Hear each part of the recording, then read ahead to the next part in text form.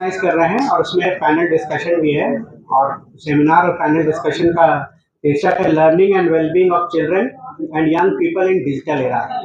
ये हम Jharkhand university of technology के साथ मिल करके कर रहे हैं और ये doctor Ramdayal Munda tribal research institute पे है 10 बजे से 2 बजे तक।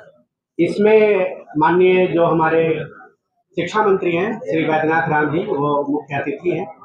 और इसमें जो मेनली स्पीकर हैं डॉक्टर राज भंडारी हैं, जो कि एक सीनियर पीडियाट्रिशियन है और बहुत सारे गवर्नमेंट के, स्टेट गवर्नमेंट के एडवाइजर हैं। फिर डॉक्टर निशांत गोयल हैं कल स्पीकर, जो कि प्रोफेसर हैं साइकेट्री के, सेंट्रल इंस्टीट्यूट ऑफ साइकेट्री के, कल वो भी आ रहे हैं।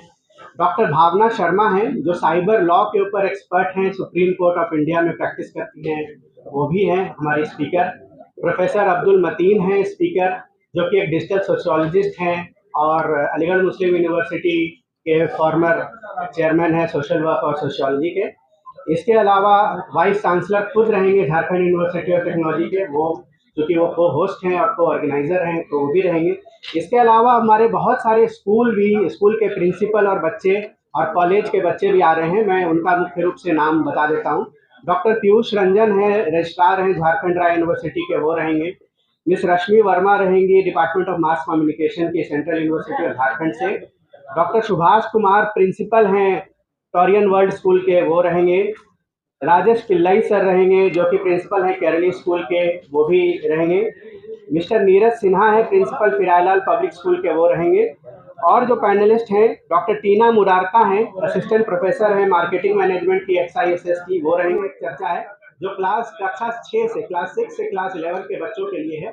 और उसमें ये पद्धति है कि आप लोगों ने जो कहा कि इस पे सॉल्यूशन पार्ट क्या है, तो वो सॉल्यूशन है कि उसमें साइबर सेफ्टी, जो भी इंटरनेट से एडिक्शन की समस्या है, उसको हम टीचर को ट्रेन करते हैं और वो क्लास में पूरे जो कक्षा है क्लासरूम में, और हफ्ते में एक दिन उसका सेशन लिया जाता है और बच्चों में काफ़ी सुधार देखा गया है। अभी पिछले 4 साल से जो हम चला रहे हैं उसमें करीब 75% इम्प्रूवमेंट है बेस लाइन से एंड लाइन पे, तो उसी के बारे में मेनली चर्चा है।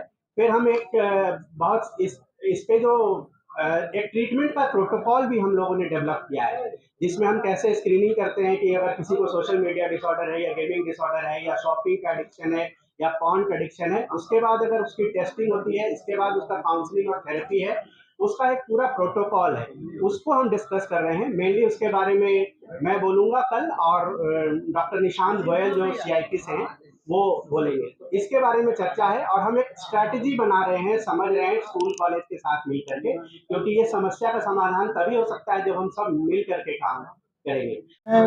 हम ये देखते हैं कि 4-5 वर्ष की उम्र से लेके वो एक्सपोज हो जाते हैं सोशल मीडिया, इंटरनेट और गेम्स। तो इसका प्रभाव उनके मानसिक विकास में भी पड़ रहा है और जैसे मैंने बताया कि फिजिकल एक्टिविटी भी उनकी कम हो जाती है और कई प्रकार के विकार उनमें आ सकते हैं। और उसके लिए माताओं, पिताओं को, पूरे परिवार को उस बच्चे के लिए कितने टाइम के लिए वो क्योंकि इंटरनेट एक अभिन्न अंग बन गया है हमारी सोसाइटी का, तो ये अनिवार्य हो जाता है कि उस बच्चे को किस तरीके से प्रोटेक्टेड रखें और अननेसेसरी एक्सपोजर नहीं हो, स्क्रीन टाइम उसका कम रहे जितनी देर वो देखता है उन शोज़ को। और उसके साथ में अगर कोई भी ऐसी डिपेंडेंसी या एडिक्शन की तरफ बड़ी उम्र के अंदर जब बच्चा उसकी तरफ जा रहा हो, तो उसके जो भी सिम्टम्स हैं उनको जल्दी से जल्दी डिटेक्ट करना इम्पॉर्टेंट हो जाता है और उसके साथ में उसका समाधान अगर ज़रूरत होती है तो साइकेट्रिस्ट या साइकोलॉजिस्ट या सिंपल काउंसलर, वो भी इसके अंदर मददगार सिद्ध होते हैं। तो मैं ये अपेक्षा करता हूँ कि जो हमारे युवा पीढ़ी में खास तौर पे ये गेमिंग और इसका प्रचलन इतना बढ़ रहा है और अर्बन ही नहीं, रूरल एरियाज में भी ये एक तरीके से एंटरटेनमेंट का माध्यम हो गया है।